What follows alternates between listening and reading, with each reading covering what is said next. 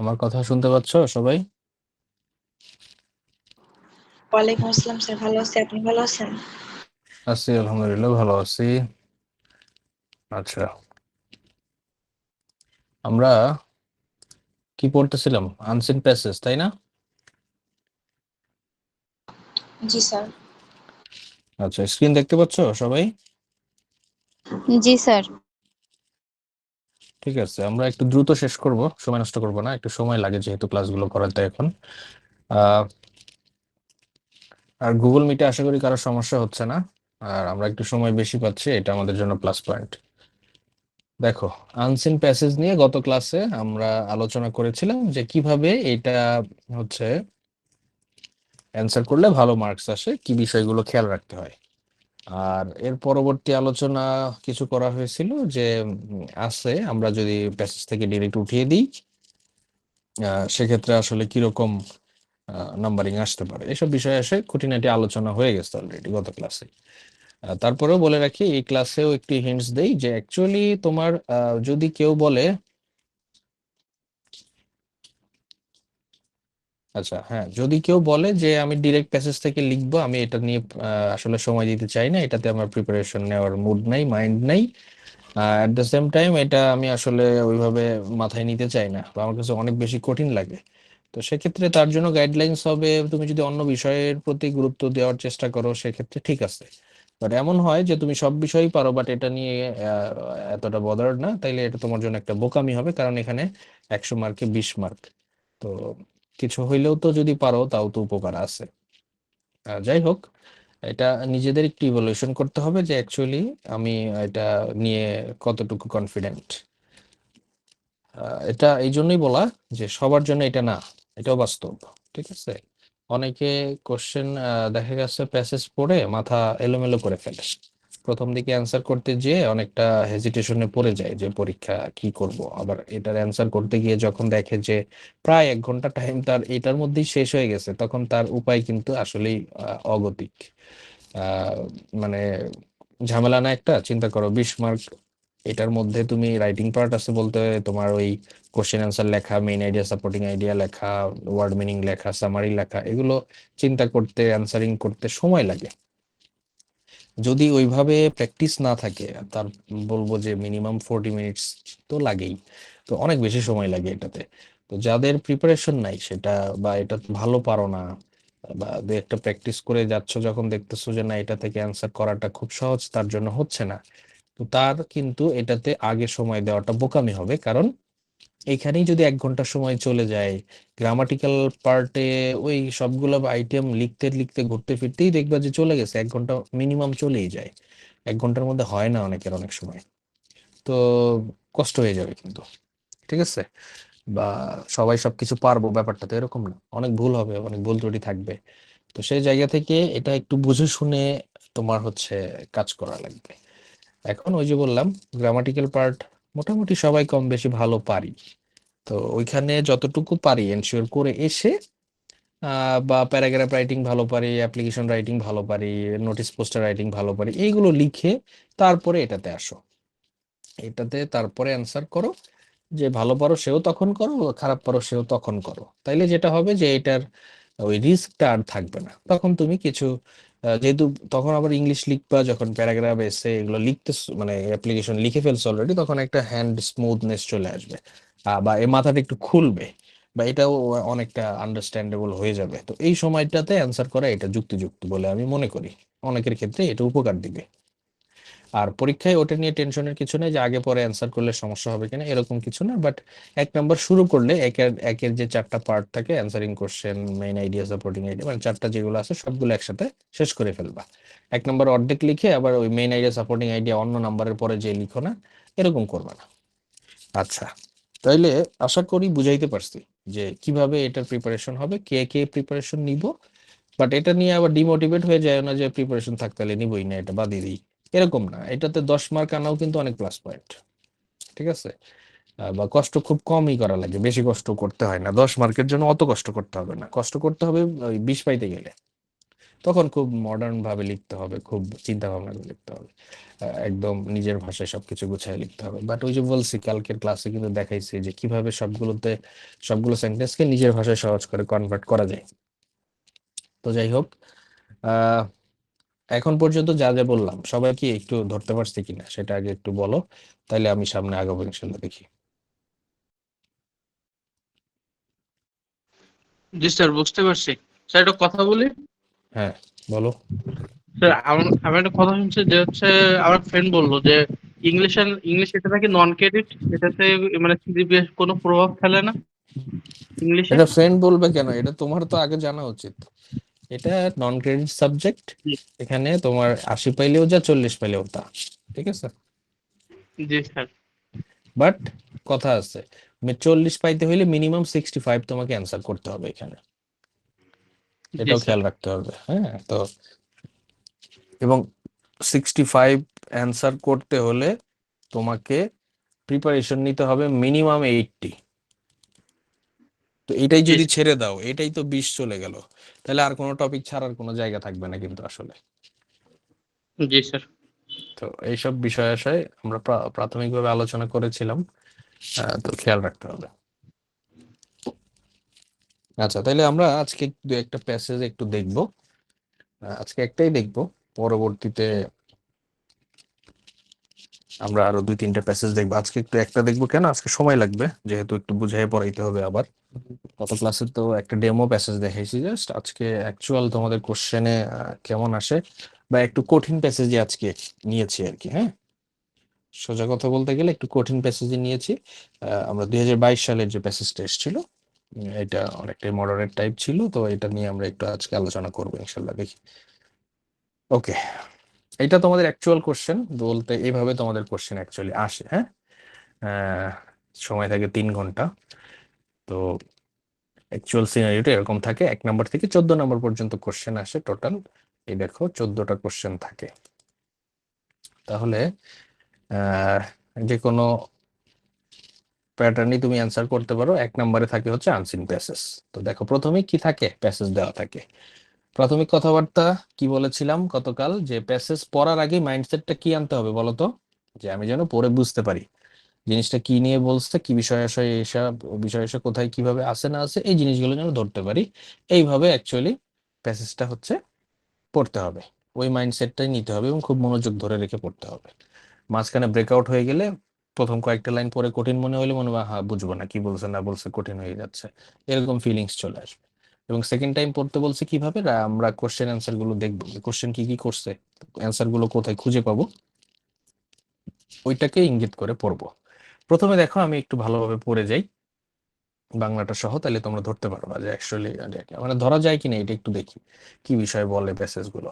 It is better to have brain than beauty. আচ্ছা, বলতেছে যে সৌন্দর্য, বিউটি সৌন্দর্য, আর ব্রেইন মানে হচ্ছে কি বলবো, বুদ্ধি, তাই না? তাহলে ইট ইজ বেটার, এটা ভালো কি, ব্রেইন থাকা সৌন্দর্যের চেয়ে। তাহলে সুন্দর হওয়ার চেয়ে কি বুদ্ধিমান হওয়া ভালো, সহজ কথায় বলতে গেলে, নাকি? আচ্ছা, while physical beauty is purely visible, that means আমরা শারীরিক সৌন্দর্যটা, বাহ্যিক সৌন্দর্যটা আমরা দেখতে পারি, তাই না? এটা ভিজিবল বা visual. The beauty of brain is all encompassing. আর ব্রেইনের যে বিউটিটা, মানে আমাদের মস্তিষ্কের যে সৌন্দর্যটা বা আমাদের বুদ্ধিবৃত্তিক যে সৌন্দর্য, এটা এনকম্পাসিং মানে এটা আবৃত, মানে এটা বাইরে থেকে অনুধাবন করা যায় না। এটা যে কোনো একটা কাজে কর্মে কি প্রতিফলিত হয়, তাই না, যে আমরা কতটুকু বুদ্ধিমান অ্যাকচুয়ালি। তো এইটা কি বুঝাইলো, যে physical beauty is purely visual, আমরা বাহ্যিকভাবে শারীরিক সৌন্দর্যটা দেখতে পারি, বাট বিউটি অফ ব্রেইন আমরা কিন্তু দেখতে পাই না, এটা এনকম্পাসিং আবৃত ভাবে থাকে। আচ্ছা, তাহলে এবার বলো বুঝতে কি বাকি আছে, যে মানে প্রাথমিক আইডিয়া তো, প্রাইমারি আইডিয়া তো হয়ে গেছে, যে ব্রেইন অফ বিউটি, দুইটা জিনিস নিয়ে একটু আলোচনা হবে এখানে, তাই না? বুদ্ধি এবং সৌন্দর্য, এটুকু বুঝতে পারছি তো, ক্লিয়ার সবাই? মানে জি একটু একটু স্যার। করে জিনিসটাকে অনুধাবন করতে করতে আমরা আগাবো। আচ্ছা, তাহলে দেখি, ইট ইজ দেয়ার ফর, এই জন্যই a known fact that beauty is only skin deep. আচ্ছা, তাইলে একটা জানা সত্য, আমরা কি জানি, যে beauty is only skin deep. আচ্ছা, স্কিন ডিপ কথাটার অর্থ হচ্ছে মানে অনেক হালকা, মানে স্কিন কি একদম পাতলা জিনিস না? স্কিনের নিচেই যদি কোনো কিছু রাখি, দ্যাট মিনস অনেক পাতলা একটা পলিথিনের নিচে যদি কোনো কিছু রাখা হয়, এই ধরনের জিনিসকে বলে স্কিন ডিপ, মানে অনেক অগভীর, যেটা গভীরতা খুব কম। তাইলে একটা আমাদের প্রচলিত সত্য কি ঘটনা আছে বা কথা আছে, সেটা হচ্ছে যে সৌন্দর্য হচ্ছে একটা হালকা বা ঠুনকো জিনিস। সৌন্দর্য কি ঠুনকো জিনিস। কিরকম দেখো, physical beauty is not everlasting, তাই না? শারীরিক সৌন্দর্য কি এভারলাস্টিং না, তাই না? কেন? কারণ for it declines with age and time. তাইলে এটা বয়স এবং সময়ের সাথে সাথে কি ডিক্লাইন, মানে হচ্ছে এটা কমে যায়, তাই না? ডিক্লাইন মানে অস্বীকার করা যদিও, বা ক্ষয় হয়ে যাওয়া, ডিকে হয়ে যাওয়া, ডিনাই হয়ে যাওয়া, মানে বয়স এবং সময় যায় যত, সৌন্দর্য তত কি হয়ে যায়, কমে যায়, তাই না? তাহলে ফিজিক্যাল বিউটি এভারলাস্টিং না, এটা বোঝাচ্ছে। দাস এই জন্য what is at it's peak in youth, দেখো তাহলে যৌবন বয়সে যেটা ছিল একদম সর্বোচ্চ পিকে, উইদার্স আউট উইথ এইজ, বয়সের সাথে সাথে এটা বিলীন হয়ে যায়, একদম উইদার্স আউট, বিলীন হয়ে যাওয়া। ইট গোজ বিয়ন্ড রিকগনিশন, এই যে শব্দটা কঠিন লাগতে পারে, ইট গোজ বিয়ন্ড রিকগনিশন। আচ্ছা, ইন ওল্ড এজ, আচ্ছা তাহলে কি বললো, যে ধরো রিকগনিশন মানে চেনা পরিচয়ের বাইরে চলে যায়। তুমি খেয়াল করো, আজকে একজন বয়স্ক মানুষকে দেখে তুমি কি তার যৌবনে বা ইয়ং এজে তার কি চেহারা ছিল সেটা বলতে পারবা?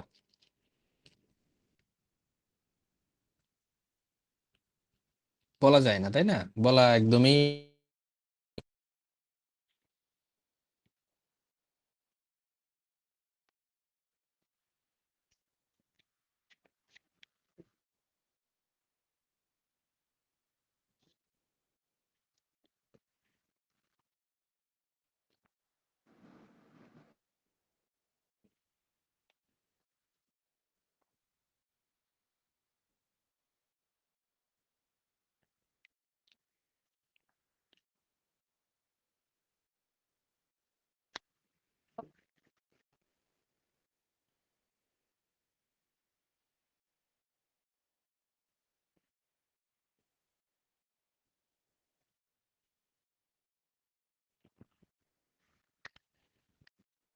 প্রচলিত হয় উইথ এইজ, বয়সের সাথে সাথে। তাহলে বয়স বাড়ার সাথে সাথে আমাদের বুদ্ধি বেড়ে যায়, কারণ আমরা কোনো নতুন কিছু এক্সপিরিয়েন্স করি, আমরা বিভিন্ন বিষয়ে দেখি, বড় হয়, ব্রেন ডেভেলপড হয়, এই জন্য আমাদের এটা ব্রেনটা আরো ভালো হয়। আবার সৌন্দর্যটা কিন্তু আস্তে আস্তে কমে যায়। দেখো, উই বিকাম ওয়াইজার, আমরা জ্ঞানী হই, মোর এক্সপেরিয়েন্সড, অভিজ্ঞ হই, and people look up to us, এবং লোকজন আমাদের দিকে তাকায় থাকে ফর অ্যাডভাইস এন্ড ডিরেকশন, আমাদের উপদেশ এবং দিক নির্দেশনার জন্য। যত বড় হব তত মুরব্বী হয় আর কি, সোজা কথাই বলতে গেলে। Another important aspect of brain is that, আরেকটা গুরুত্বপূর্ণ বিষয় ব্রেইনের কি হলো, যে ইট ইজ অল পারভার্সিভ, মানে এটা সর্বদিকে বিস্তৃত, চারিদিকে বিস্তৃত থাকে। এটা সংকীর্ণ কোনো কিছু না, এটা চারিদিকে বিস্তৃত থাকে। আমরা বিভিন্ন বিষয় আশয় নিয়ে আলাপ আলোচনা করি, আমরা বিভিন্ন বিষয় আশয় নিয়ে কথা বলি, বিভিন্ন দিকে আমরা মাথা খাটাই বেসিক্যালি। তো এটা হলো পারভার্সিভ, মানে সর্বদিকে বিস্তৃত। It spreads its influence over us, দেখো এটার প্রভাবটা আমাদের উপর বিস্তৃত করে। In all that we do or say, মানে আমরা যা বলি এবং করি তার উপর এটার প্রভাব বিস্তৃত থাকে। Das the person with a pleasing mental disposition, মানে যে হচ্ছে আনন্দ ঘন ব্যক্তি, যার মানসিকতা আনন্দপূর্ণ, কি করে দেখো, could have a very satisfactory influence, মানে হচ্ছে খুবই সন্তুষ্টজনক একটা কি থাকে, তার প্রভাব থাকে, অন দ্য পিপলের উপর, মানুষজনের উপরে, অ্যারাউন্ড হিম, তার চারপাশে যারা আছে, ফর এ লং টাইম, অনেক দীর্ঘ সময় ধরে।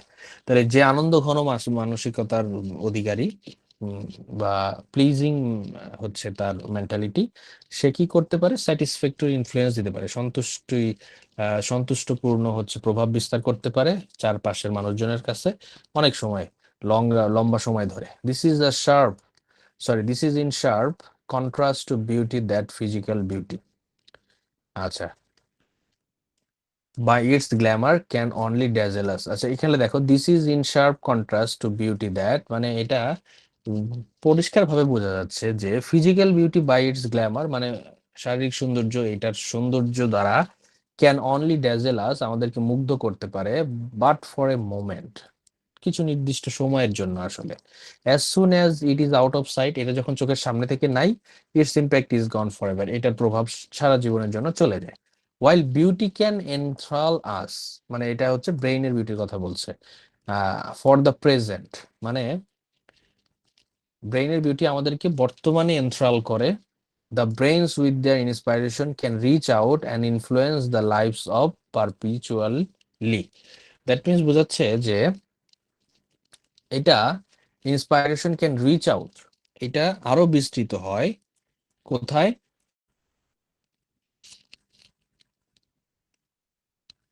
The lives for perpetually. Perpetually কথার অর্থটা কি জানো তোমরা, বলো তো? স্যার, স্যার স্ক্রিন দেখা যাচ্ছে না। এই স্ক্রিন দেখা যাচ্ছে না? যাচ্ছে তো স্যার। দেখা যাচ্ছে স্যার। হ্যাঁ, দেখা যাচ্ছে তো।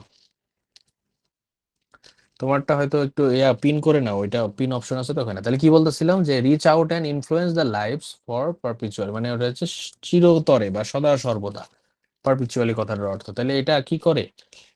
বর্তমানেও এটা আমাদেরকে মুগ্ধ করে এবং ভবিষ্যতেও এটা আমাদের বিভিন্ন প্রভাব দিয়ে সাহায্য করে থাকে আসলে।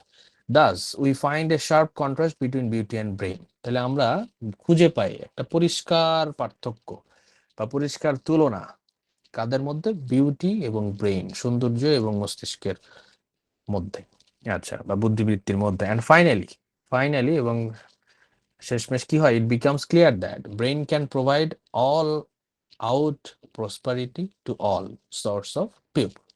তাহলে ব্রেইন আমাদেরকে কি করতে পারে? প্রদান করে অল আউট প্রসপারিটি, মানে আমাদের উন্নতি, to all sorts of people, যে কোনো স্তরের মানুষের জন্য। তাহলে ব্রেইন যে কোনো স্তরে মানুষের জন্য উন্নতি সাধন করে থাকে। তাহলে দেখো পুরো প্যাসেজটাই মোটামুটি আমরা ভাঙা ভাঙা করে বাংলা করার চেষ্টা করেছি। মোটামুটি অনেকেই ধরতে পেরে গেছে অ্যাকচুয়ালি কি নিয়ে এটা, তাই না? যে ব্রেইন আর বিউটির মধ্যে একটা কম্পারেটিভ আলোচনা এখানে হয়েছে। প্যাসেজটাতে এটাই বোঝানো হয়েছে যে ব্রেইন অ্যাকচুয়ালি কি কি দিক থেকে বিউটির চেয়ে উপকারী, তাই না? তো এই বিষয়টা খুব সুন্দর করে এখানে রিপ্রেজেন্ট করা হয়েছে। আচ্ছা, এইটুক যদি বুঝতে পারি মোটামুটি মেইন আইডিয়াটা ধরে ফেলছে অলরেডি। আচ্ছা, অনেক কিছু পয়েন্টিং করছে এখানে, তো আমরা দেখি কোশ্চেনে কি কি বলছে। তাহলে এখানে দেখো প্রথম কোশ্চেন আসছে, why is it important to have brain than beauty. তাহলে প্রথম কোশ্চেনই বললো যে কেন ইম্পর্টেন্ট যে ব্রেইন থাকা বিউটির চেয়ে, সৌন্দর্যের চেয়ে বুদ্ধি থাকা বেশি দরকার কেন। আচ্ছা, তারপরে বলছে একটা ডিফারেন্স বলছে ব্রেইন আর বিউটির মধ্যে, অনেকগুলো ডিফারেন্স এখানে পয়েন্টিং করা আছে। আচ্ছা, explain the expression beauty is only skin deep, এটাকে এক্সপ্লেইন করতে বলছে। আচ্ছা, দেখো খুব সহজ এবং স্বাভাবিকভাবে একটু ঠান্ডা মাথায় চিন্তা করতে হবে যে কেন ব্রেইন দেন বিউটি ইম্পর্টেন্ট, তাই না? ইম্পর্টেন্ট ব্রেইন দেন বিউটি। আছে অ্যান্সারিংটাকে আমরা আমাদের মতো করে শুরু করব, একটু বাংলায় রিপ্রেজেন্ট করার চেষ্টা করি, আগে একটা পয়েন্টিং করি যে কেন ইম্পর্টেন্ট ব্রেইন বিউটির চেয়ে। খেয়াল করো, আমরা যদি বলি ব্রেইন কি করে, নেগেটিভটা আগে বলি, মানে বিউটি ক্ষণস্থায়ী, তাই না? বিউটি খুবই ক্ষণস্থায়ী একটা জিনিস, এইটা বয়সের সাথে সাথে কমে যায়, বাট ব্রেইন এটা বয়সের সাথে সাথে আরো ডেভেলপ হয়। তো এটা আমাদের জন্য এই জন্য খুবই important. At the same time আর একটা পয়েন্টিং কি করা যায় যে ধরো এইটা বিউটি আমাদেরকে ইনফ্লুয়েন্স করতে পারে খুব ক্ষণিক সময়ের জন্য, আমাদের জীবনে প্রভাব ফেলতে পারে খুব ক্ষণিক সময়ের জন্য, কিন্তু ব্রেইন আমাদের জীবনে লম্বা সময় ধরেও ইনফ্লুয়েন্স করবে বা ফেলবে। এই যে দেখো, এই যে ইনফ্লুয়েন্সটার কথা এখানে ছিল, আর এইখানে বলতেছিলাম হচ্ছে বয়সের সাথে সাথে কমে বাড়ে, যে এই যে রিকগনিশন, এই জায়গাতে এই ধরনের কথাগুলো বলা আছে। তো দেখো আমরা এখান থেকেই নেওয়ার চেষ্টা করব, একটু মুছে দিই, মুছে পরিষ্কার করে দেখাই কোথায় কিভাবে নেওয়া যায়। আচ্ছা দেখো, এখানে প্রথম বিষয়টা যেটা বলছে কেন ইম্পর্টেন্ট। তো কেন ইম্পর্টেন্ট আমি যদি বলি যে প্রথম কিছু বিষয় যে এখানে এটা এভারলাস্টিং না, এটা ইয়া হয়ে যায়। আচ্ছা, এটা একটা পয়েন্ট। আবার বলা যায় হচ্ছে এই যে পরে শর্ট মুভমেন্ট, আর বিউটি করতে পারে লং মুভমেন্টে। আচ্ছা, এই জন্য এটা ইম্পর্টেন্ট, ব্রেইনটা ইম্পর্টেন্ট। তো আমরা নিজের ভাষায় লিখি যে brain is important than beauty because, খেয়াল করো, because physical beauty is not everlasting thing. It declines with age and time. But on the other hand, brain improves day by day with age and time, which, খেয়াল করো, brain improves, এই যে improves day by day with age and time. ওই জিনিসটাই লিখছি নিজের ভাষাতে একটু, খালি খেয়াল করতে পারছো? আচ্ছা, আর একটা বলতে পারি যে কেন, তাহলে আরেকটা পয়েন্টিং আনতে পারি যে it on the, more over দিয়ে দাও, মোর ওভার খেয়াল করো, মোর ওভার কি হয়, physical beauty can influence us only a short period of time, but the beauty of brain can influence us all the life or the life for perpetually, যেভাবেই বলো তুমি। ওই দুইটা লাইনকে ইন্ডিকেট করে বলতেছি, বাট নিজের ভাষাতে। তো এইভাবে একটু নিজেকে গুছাইয়া সুন্দর করে অ্যান্সারটা লেখার চেষ্টা করতে হবে। কথা বুঝাইতে পারছি? দেখো, ওই লাইনগুলি আমি বলছি, বাট নিজের ভাষাতে বলছি। এখন এটা আমি আরেকবার বললে আরেক রকম হয়ে যাবে। এখন তুমি চিন্তা করবা এখানে প্র্যাকটিস করে করে এই জিনিসগুলোকে আয়ত্ত করতে।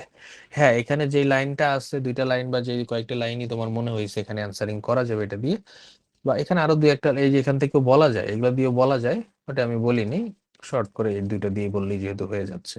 তো এখন চিন্তা করবা যে আমি পারবো কি পারবো না, একটু প্র্যাকটিস করি কয়েকটা। এটা যেহেতু একটু কঠিন প্যাসেজ, এটাতে একটু করলে আমার মনে হয় যে বাকি সবগুলো এমনিতেই পারবা। অবশ্যই প্র্যাকটিস করতে হবে, প্র্যাকটিস করলেই তোমার জিনিসটাকে মাথায় আসবে। তাহলে এইভাবে তুমি অ্যান্সারটা করতে পারো। আচ্ছা, তারপরে আছে mention difference between brain and beauty. আচ্ছা, একটা ডিফারেন্স করতে বলছে, এখানে অনেকগুলো ডিফারেন্স কিন্তু বলছে। তাইলে আমরা যদি বলি মেনশন, তাহলে তুমি এখানে বলো I want to mention the main difference between brain and beauty is, আচ্ছা কি বলবা, যে দেখো ব্রেইন,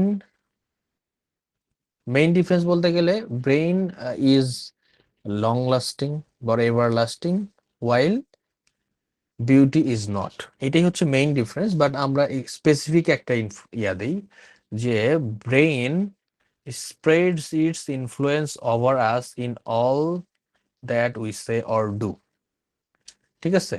বাট খেয়াল করো, but in case of beauty it cannot spread its influence over our surroundings।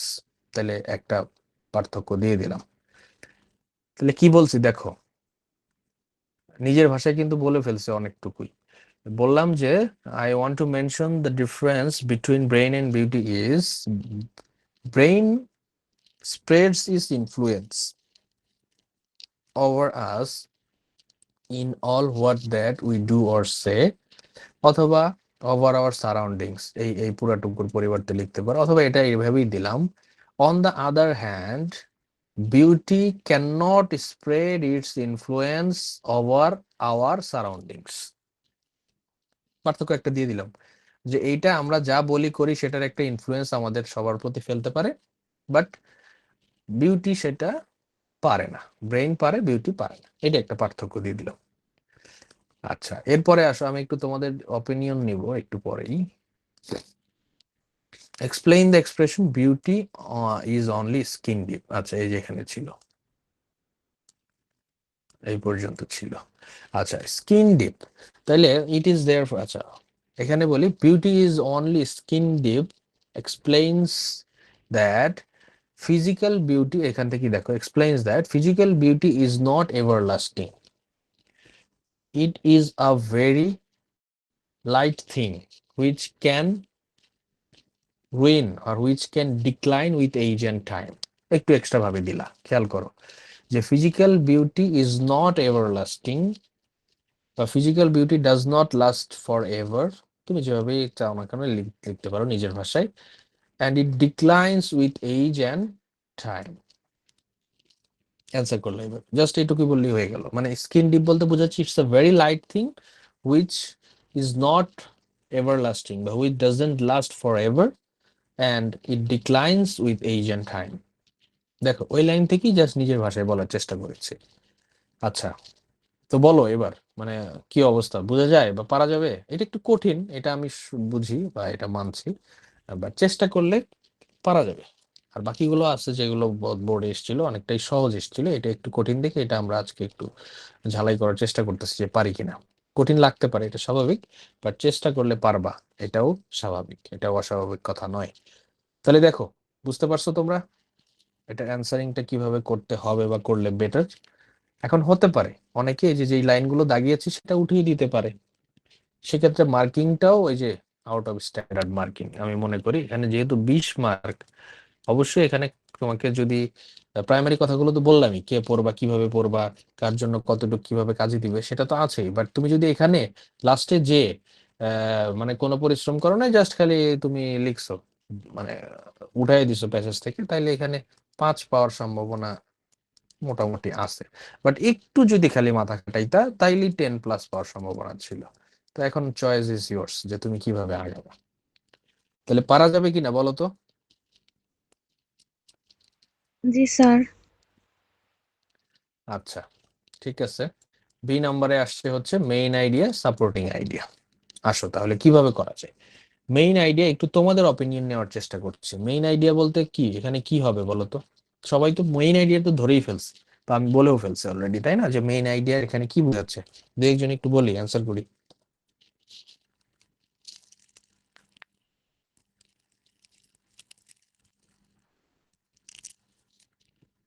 আচ্ছা, মেইন আইডিয়া এখানে যেটা বোঝাচ্ছে সেটা হলো ব্রেইন আর বিউটির মধ্যে একটা তুলনামূলক আলোচনা, তাই না? The compare and contrast between beauty and brain, এটাই হচ্ছে মেইন আইডিয়া। তো তোমরা মেইন আইডিয়াতে এটা লিখে ফেলবা যে আমরা এখানে বেসিক্যালি কি, compare and contrast between beauty and brain, এটাই বোঝানো হচ্ছে। এখন supporting idea of this passage, supporting idea এটা এগেনস্টে কি কি দিব দেখো। প্রথম লাইন থেকে যদি বলি যে wild physical beauty is purely visual, আমরা একটু মুছে দিয়ে আবার জিনিসটাকে রিপ্রেজেন্ট করি।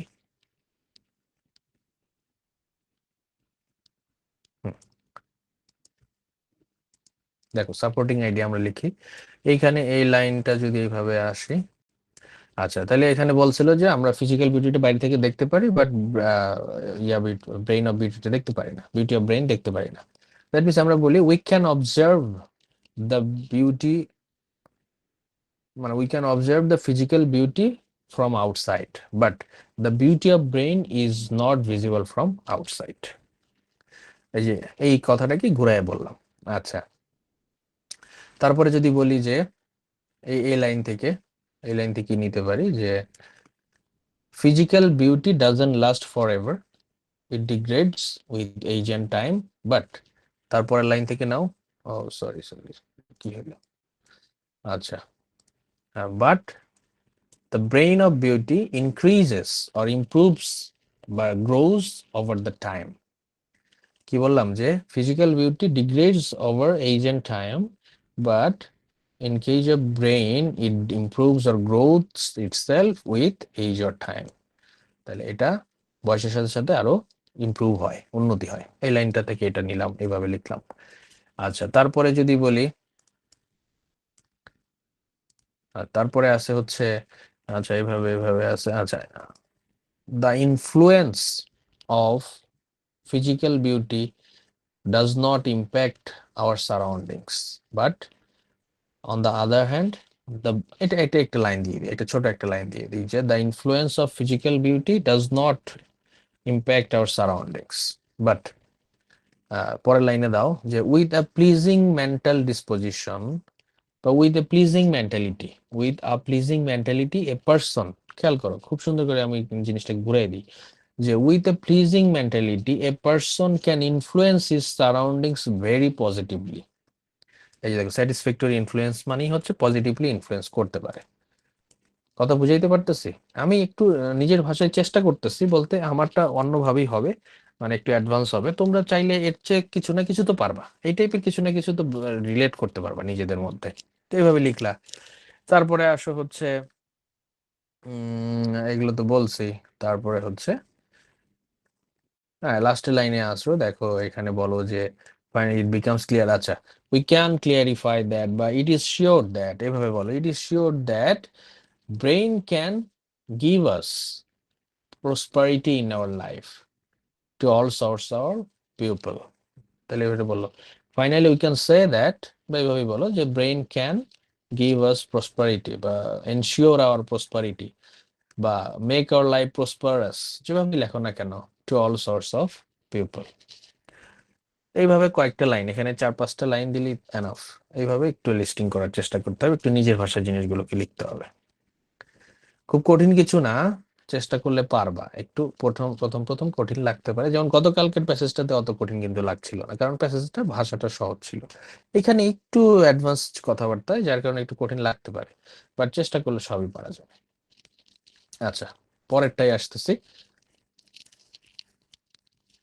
Word meaning. হ্যাঁ, আচ্ছা, এখানে ওয়ার্ড মিনিংটা কিন্তু বলে তোমাদের হচ্ছে ইংলিশে মিনিং লিখতে হবে। হ্যাঁ, এই যে দেখো, meaning of the following words in English and make sentences with them. আচ্ছা, এখানে একটা কথা আছে, সেন্টেন্স তৈরি করার ক্ষেত্রে এই সেন্টেন্সটা এই গিভেন ওয়ার্ড দ্বারাই করতে হবে, গিভেন ওয়ার্ড দ্বারাই করতে হবে। বাট 12 আর 13 নম্বরে যেটা কোশ্চেন আসে, আমি একটু দেখাই আসি। এই যে তোমার ইয়ার চেঞ্জ, অ্যান্সার থেকে দেখালে তোমরা ভালো বুঝতে পারবা।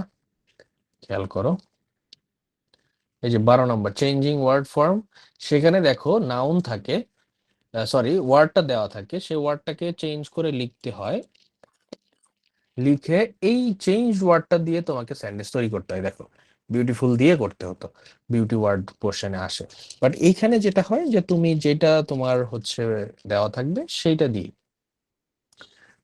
দিয়েই তুমি কি করবা, কোশ্চেন সেন্টেন্স তৈরি করবা। এটা হচ্ছে এখানকার নিয়ম। আচ্ছা, এখানে একটু অ্যান্সার গুলো আমরা এখান থেকে দেখে নিব, একটু এখান থেকে দেখে নিই। দেখো, সুপারফিশিয়াল, সুপারফিশিয়াল মানে হচ্ছে বাহ্যিক ভাবে বা উপরে উপরে এরকম বিষয়। আচ্ছা, এটা একটু কঠিন ওয়ার্ড, এটা যদি নাও পারি পরের গুলা দেখি কি অবস্থা আসছে। অ্যারোগেন্স পারা যাবে, ওর্স পারা যাবে, ডিক্লাইন পারা যাবে, কন্ট্রারি পারা যাবে, পারভাসিভ পারা যাবে, ইন্সপায়ার পারা যাবে। কন্ট্রারি অনেকে নাও পড়তে পারে, পারভাসিভ নাও পড়তে পারে, ইন্সপায়ার, ডিক্লাইন, ওর্স, অ্যারোগেন্স, চারটা তো মোটামুটি সবারই কম বেশি পারার কথা। আচ্ছা, তো যাই হোক, যে কয়েকটা এখানে 5টা দিতে হবে, তো আমরা যে কোনো 5টা পারবো সেটা দিব। এটা হচ্ছে এখন কি কি আছে দেখি। এখানকার ক্ষেত্রে সুপারফিশিয়াল মানে হচ্ছে ওই যে ভাষা ভাষা বলে আউটওয়ার্ড। আচ্ছা, এটা দেখলো দিবি সাফারড অনলি সুপারফিশিয়াল ড্যামেজ। আচ্ছা, এখানে দেখি অ্যারোগেন্স, অ্যারোগেন্স মানে হচ্ছে জেদি, ঠিক আছে, জেদি ব্যক্তি। অ্যারোগেন্স মানে জেদ বা একরোখা এরকম ব্যক্তি।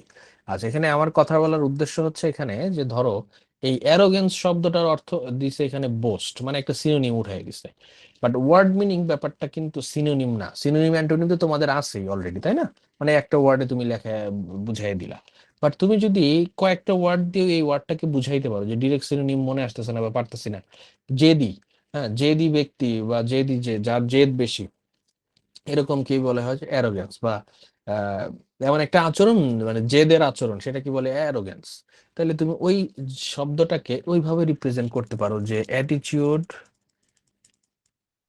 বা অ্যাটিটিউড অফ সেলফ ইম্পর্টেন্স। কি বললাম? অ্যাটিটিউড বা অ্যাটিটিউড অফ সেলফ ইম্পর্টেন্স, মানে নিজের গুরুত্ব, মানে নিজে যা বলবে তাই, এটাই তো জেদি ব্যক্তি নাকি? তো এইভাবেও এই ওয়ার্ডটাকে তুমি রিপ্রেজেন্ট করতে পারো। আমি গত ক্লাসেও দেখিয়েছি যে দুই একটা ওয়ার্ডকে এভাবে বলে দিয়েও কিভাবে ওয়ার্ড মিনিংটাকে বলা যায়। তারপরে অ্যারোগেন্স দিয়ে সেন্টেন্স তৈরি করো যে he is the arrogance of this girl is very dangerous. বলে দাও যে এই মেয়েটার জেদ খুব বিপজ্জনক। আচ্ছা, তারপরে দেখো ওর্স মানে হচ্ছে ব্যাড কন্ডিশন, মানে খারাপ, তাই না? দ্য সিচুয়েশন ইজ গোয়িং ওর্স, তাহলে অবস্থা খারাপের দিকে যাচ্ছে বলা যাচ্ছে। ডিক্লাইন মানে হচ্ছে অস্বীকার করা, ডিনাই বা ডিকে, হ্যাঁ, ক্ষয় হওয়া। তাহলে হি ডিক্লাইন্ড দা, কি বলবো, হি ডিক্লাইন্ড দা, বলো,